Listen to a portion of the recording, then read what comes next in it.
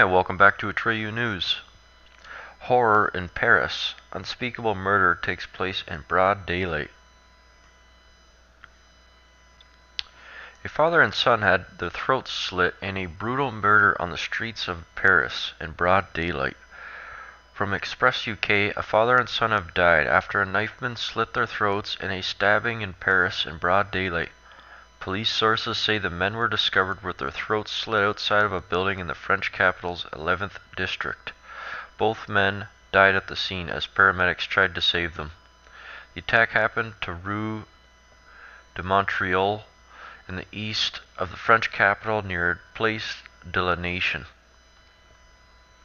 Man, that's terrible. As the crime spills onto the street, the European politicians do nothing. Of course, they caused it deliberately, so why would they do a fucking thing? Police sources have called for a caution on the motives of the knifeman. Judicial police are leading the investigation. Local media said the father was killed in the courtyard of the building. The knifeman, said to be his son, is thought to have stabbed him in the stomach before slitting his throat. Witnesses said the killer then sat by the body. Police have set up a psychological unit on the ground floor for those affected by witnessing the killing. Psychological? Are they fucking kidding me? So, not only are they having unlimited migrants into the country, they're setting us up psychologically so that once you see stuff that's right fucked up that never used to happen in Europe, once you see it, well, that's okay. They'll just give you a psychologist. That'll fix everything. Traffic was stopped in the area with firefighters and SWAT officers at the scene throughout Friday afternoon. The attack comes amid high security in the city just hours before Prince William and his wife, the Duchess of Cambridge, visit to meet President Francois Hollande. France remains under a state of emergency following a string of deadly terror attacks in the past 18 months. Just in time for Turkey to come out and say they're gonna start activating terror cells within Europe. Europe has fallen. Right out of Erdogan's own mouth. Wow, Air Force spaceplane is about to break major record.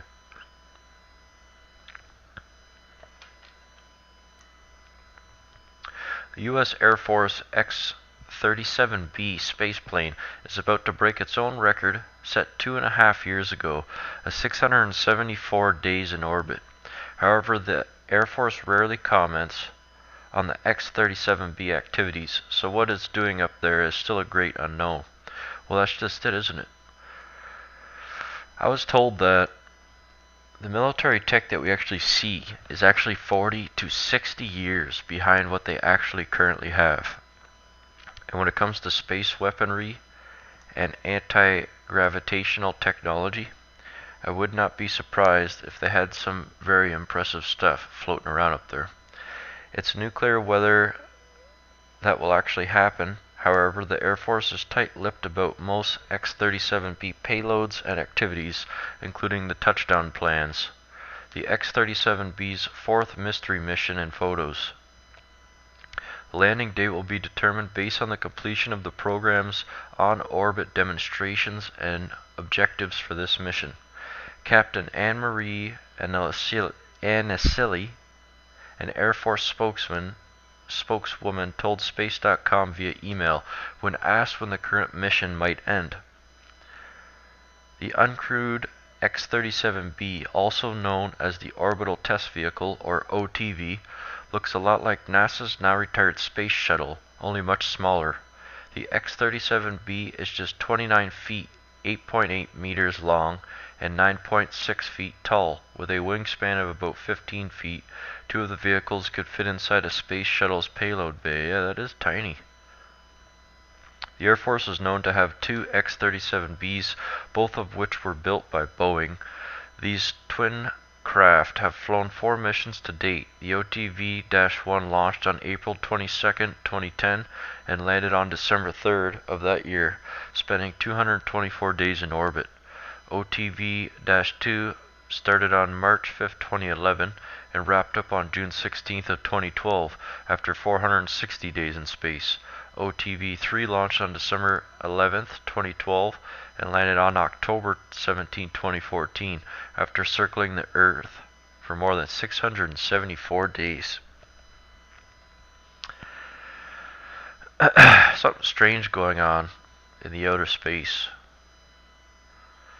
I'd be really curious to see what kind of stuff they have, because I'm convinced at this point the only reason we still burn fossil fuels is because we're made to. Not realistically because we have to. Especially when you have technology of this kind.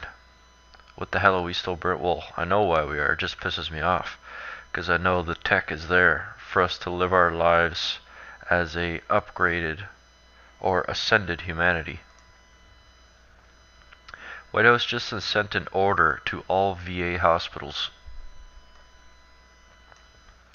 The White House issued a directive to all Veteran Affairs hospitals instructing them to hang a portrait of President Trump.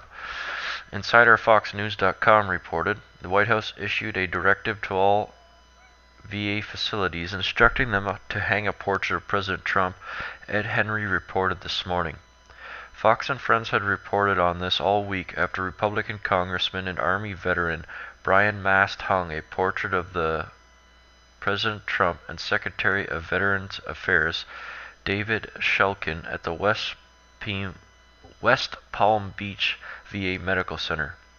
The pictures were then taken down by staffers, with one reportedly declaring that President Trump was not his president.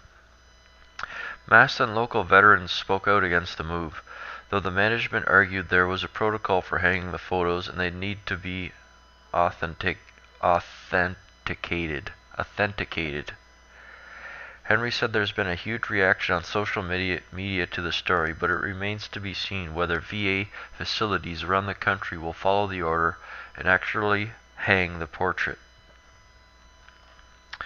So, let me get this straight. The people that Trump defended and praised his entire campaign and still to this day does refuse to hang a portrait of him in the VA. I think I'm starting to see a pattern here. And I hate to say it, but I'm not sure this can be solved without a physical conflict. Because these people, they're brain dead. They're brainwashed zombies. They're demons in human skin. They're barely human anymore. I'm not sure they can be saved. Suppose we'll see what happens.